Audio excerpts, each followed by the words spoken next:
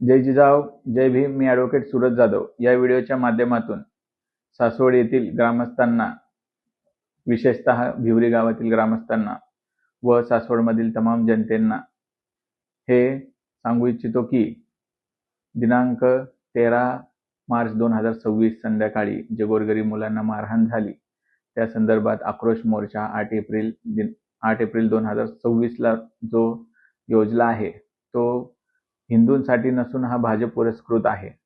आपल्याला संत श्रेष्ठ ज्ञानेश्वर महाराजांचे धाकटे बंधू सोपानदेव यांची जिवंत समाधी आहे. आपल्या संतांनी आपल्याला जागृतपणे, चक्षुपणे बघण्याचा एक दृष्टिकोन दिलेला आहे. श्री संत सोपानदेव यांनी सोपानदेवी हा ग्रंथ लिहून भगवद्गीतेवरती सुद्धा टीका केलेली आहे.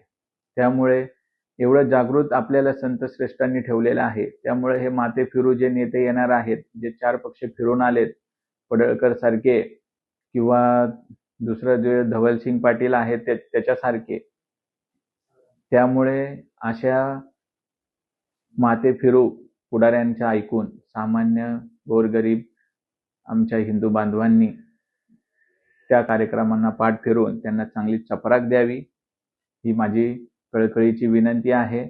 आपल्या जेव्हा अडचणी येते तेव्हा आपण कुठल्याही धर्माचा माणूस असो, आपण त्याची मदत घेतो. तो डॉक्टर असतो, तो गॅरेजवाला असतो, तो इंजिनियर असतो.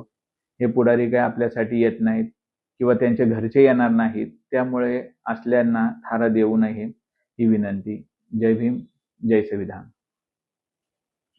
पोळी भाजून गेला आहे, आपला वापर करून पोळी भाजणार. हे सर्व पुढारी भाजपचे, ही यांची स्वतःची राजकीय पुढारी, राजकीय आपल्यासारख्या गोरगरीब जनतेचा वापर करून स्वतःची पोळी भाजणार. हे सर्व पुढारी आपल्या गोरगरीब जनतेचा वापर करून स्वतःची पोळी भाजण्यासाठी आले आहेत. यांना आपल्याबद्दल काही कळवळा नाहीये. हे राजकारण करायला आले आहेत. त्यामुळं सर्व ग्रामस्थांना व सासवड येथील जनतेला माझी विनंती आहे की ह्या कार्यक्रमाला पाठ फिरवणे ही विनंती. जय भीम, जय संविधान. या शाहू फुले आंबेडकरांच्या पुरोगामी महाराष्ट्रामध्ये, आपल्या या सुसंस्कृत पुणे शहरामध्ये सासवड या ठिकाणी अत्यंत मानवतेला काळिमा फासणारी घटना 13 मार्च 2026 रोजी घडली. त्या ठिकाणी काही निष्पाप पोरं रोजा इफ्तार करताना, जेवण करताना काही समाजकंटकांनी जाणीवपूर्वक, याद्वारे माझं स्पष्ट म्हणणं आहे, त्या ठिकाणी RSSचे परत BJPचे पुढाऱ्यांनी गोरगरीब लोकांना माथे भडकवून त्या ठिकाणी त्या निष्पाप पोरांना जे जेवण करत होते त्यांना मारण्याचं, बेदम मारून जीवठार मारण्याचा प्रयत्न केला. त्या ठिकाणी फक्त ते 8 ते 10 पोरांना मारण्यासाठी कमीत कमी 100 ते 200 घोळक्याने येऊन त्यांना प्राणघातक हल्ला केला धर्माच्या नावाने. माझं याद्वारे म्हणणं आहे की कुठल्या धर्माच्या संस्कृतीमध्ये एखाद्या माणूस जेवण करत असताना त्याला मारण्यासाठी परवानगी दिलेली आहे? कुठला धर्म हे सांगतात? आणि या विरोधात आम्ही संविधानाला मानणारे आम्ही लोक आहोत. त्या विरोधात आम्ही जाऊन लोकशाहीमध्ये सासवड पोलीस स्टेशन इथे गुन्हा दाखल केला. आम्हाला नंतर कळालं त्यामध्ये काही जणांना अटक देखील झालेली आहे. अशी परिस्थिती असताना काही स्वयंघोषित धर्मरक्षक स्वतःला मिरवून घेणारे, त्यामध्ये आमदार गोपीचंद पडळकर असतील, संग्राम जगताप असतील, त्यांनी संविधानाची शपथ घेतली आहे, सर्व धर्म समभाव अशी शपथ घेऊन ते आमदार झालेले आहेत.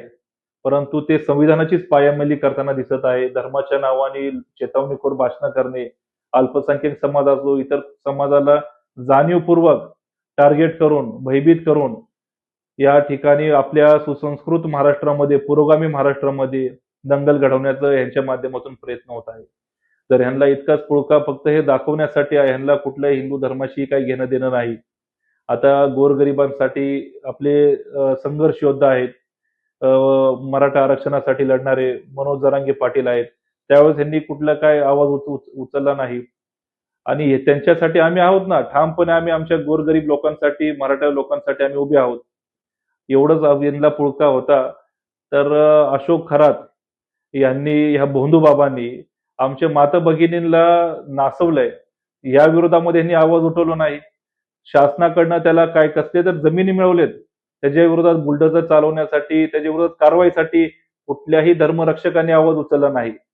का उचलला नाही? की फक्त आणि फक्त ह्यांना या महाराष्ट्रामध्ये गोरगरीब लोकांना भयभीत करून दंगल घडवण्याचा प्रयत्न आहे. आणि त्याच अनुषंगाने यांनी कुठला तर परवा 8 तारखेला हिंदू जन आक्रोश मोर्चा सासवड पोलीस स्टेशनच्या विरोधामध्ये ठेवला आहे की त्या निष्पाप पोरांवरती लँड जिहाद करणार आहेत म्हणून गुन्हा दाखल करा. आमचं या माध्यमाद्वारे म्हणणं आहे की मी स्वतः त्या ठिकाणी जाऊन यांना गोरगरीब लोकांची दिशाभूल करण्यासाठी देणार नाही. आम्ही तिथं जाऊन त्याच वेळेस त्या मंचावरूनच लोकांना खरी परिस्थिती सांगण्याचा प्रयत्न करणार आहोत. आणि पोलीस प्रशासनाला तसेच इलेक्शन आयोगाला आम्ही मागणी केली आहे की यांची आमदारकी रद्द करा आणि ताबडतोब यांना ताब्यात घ्या, कारण हे संविधानाची कायद्याची पायमल्ली करत आहेत.